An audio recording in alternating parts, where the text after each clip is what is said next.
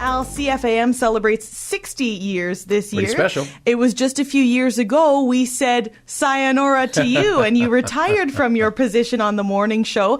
So perhaps tell us, let's start by taking a look at what happened right after your retirement. You did so many exciting things, starting with a walking tour. We did a walk, 800-kilometer walk in northern Spain, and are going back this summer.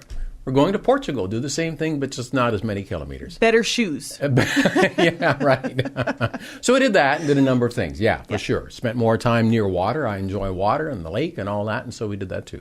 Excellent. And a most recent trip, you are just back from Nicaragua, correct? Just back from Nicaragua. A number of years ago, I had the chance to go to Nicaragua through CFAM Golden West and worked with Operation Christmas Child and MEDA, Mennonite Economic Development Associates. Mm-hmm. And at that particular point, heard about this place called Little Corn Island. And this past year, or just recently, we had a chance to go. Wow. So, yeah. Well, the pictures looked lovely, well, so thanks you. for sharing that. Now, your history with Golden West didn't start with the CFAM morning show. It was far beyond that. So perhaps give us a recap of your career, Al, starting with Golden West and how you met Elmer and how you joined the company. Well, I think we can probably shorten it up quite a bit. Sure. This could take a while. It could take a while. I do remember sitting down as a summertime lifeguard, sitting down in the office with Elmer Hildebrandt, who remains with Golden West and has been the inspirational force over the years,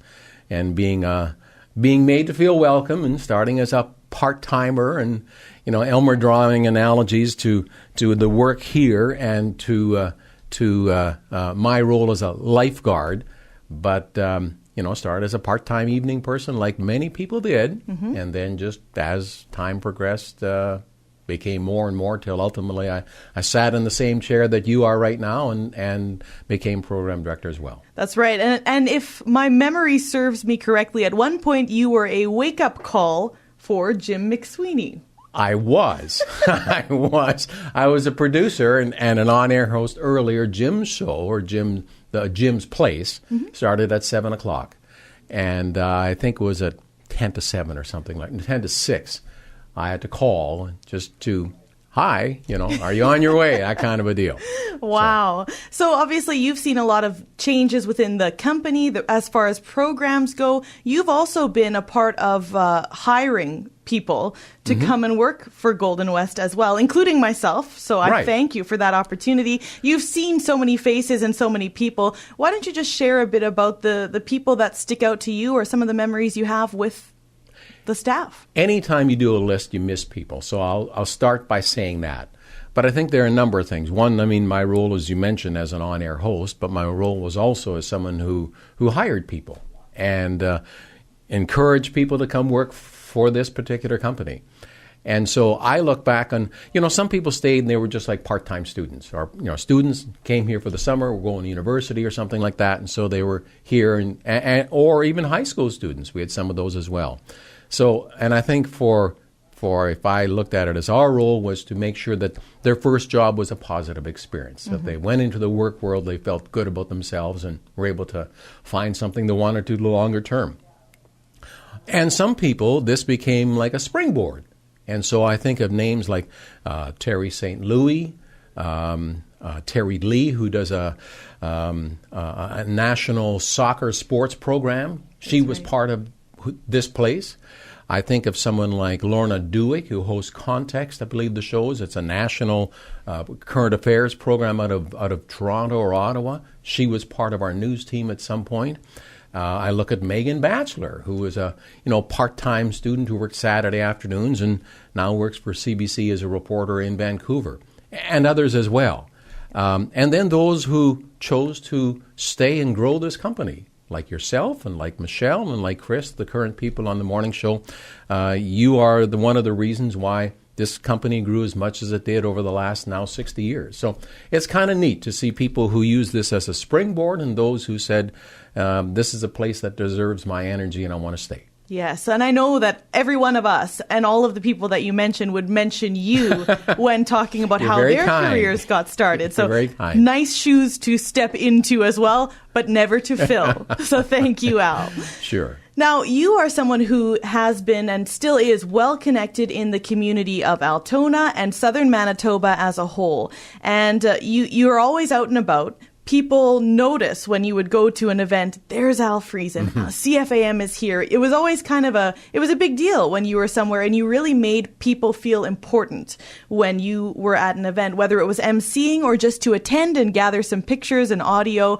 You saw a lot of things happen in southern Manitoba, and I'm sure over the years a lot of growth as far as events that happen in our province. So talk a bit about some of the, I guess, highlights that you have, maybe some events that stick out to you and guests you had. Sure. I mean, a number of years ago in the morning show, we had someone named Flora Schala from Steinbach on the air. Right. And she shared with us her goal of visiting communities in Manitoba from A through to Z. And her first stop was Altona. Her last stop was Zoda. I'm not sure if she's been to Zoda yet, but that's her last stop. And I think to some extent my experience here, parallels that. Going to communities all over the place and knowing that at some particular point, we, or CFAM, was there to help share their event and help their event grow. And I think as our region has grown, it's prosperous for a variety of reasons. It's attracted more attention. But CFAM has always been there. And I look right now at the community of Emerson, the immigration struggle that's taking place, the eyes of the media world are on Emerson. Mm-hmm. They have had interviews from people from as far away as reporters coming from Los Angeles, Montreal. All these places are coming to Emerson. Yeah. At some point, those reporters will all go home. They will not be there. So whereas in the past, I look at the CFAM role as being part of when Wayne Arseny would share about the walking paths, when the campground opened at Emerson, when Emerson has a fall supper. Those kind of things, when Emerson used to present like a theater kind of festival. We were there. Mm-hmm. And will be again when everyone goes home. It's good that that Emerson is able to host, and I guess as the eyes of the world are on Emerson, that other people find out about the community. But later on, CFAM will continue to be there and has for the past 60 years to shine the light on the communities there. So that's one of the reasons why I think it's successful. In terms of things that brought me pride that we were involved with. As a volunteer at the Pan Am Games in 1999, we were part of the team that hosted the Athletes of the World. You and I have been involved with events like the Brier and the World Curling Championships. You as an anthem singer, and we hosted the morning show from there. Mm-hmm. So those were neat things. Manitoba Games was neat as communities hosted elsewhere, and we were always a partnership of some way or another. So I think as communities had chances to succeed, and we were part of that. Yes. That was always neat. And festival upon festival upon festival. Yeah. I spoke with one of our engineering staff. His name is Myron Dick. Myron was one of our first summertime staff and would drive the van around to all these parades and hand out something, whether it was milk or sunflower seeds or whatever the case.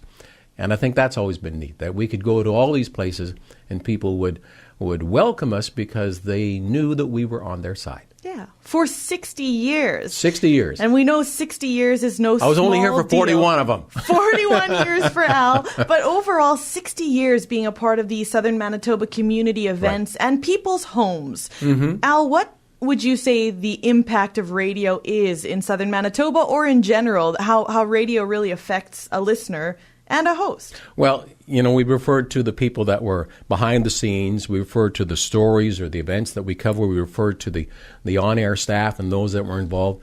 The key component here are the listeners. Mm-hmm. And sometimes we forgot that the listeners were the ultimate boss.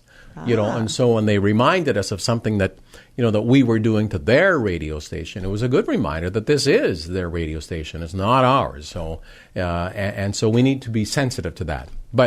But I think the thing is the relationship with the listeners is paramount. And you get that, Jayme, because you're a singer. When you go out there in the public and you meet them and they get a chance to talk to you about what's important to them, that's a relationship that's been cemented over the years, and you're adding to that. And down the years, someone else will have that same kind of relationship.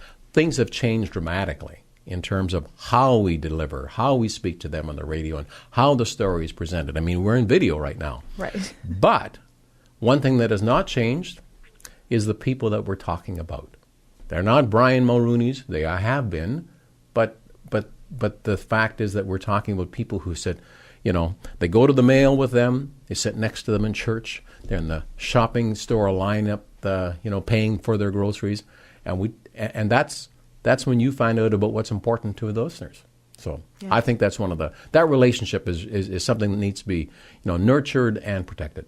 Yes, and I think it was you, and now Michelle says often how people are so willing to invite us into their homes. Yeah. And really that's what it is. Mm-hmm. Yeah, it's nice to have that relationship, and nice to hear your voice again, Al. Is there anything else that you think that we should touch on, or something you'd like to add? Well, I think it's pretty special that, the world of business is a harsh world of business. Businesses fail all the time. They close for whatever reason.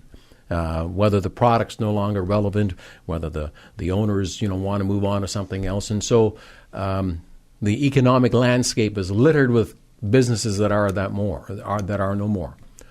For this company to still be here 60 years later is pretty special. I mean, it's just not unheard of, but it's certainly unusual, and especially in the media world where people are being bought left and right and all that, and there are fewer and fewer companies here in Canada. This is a company that began here in rural Manitoba and has continued to have its head office here, and its footprint in smaller communities all across Western Canada. That's pretty special.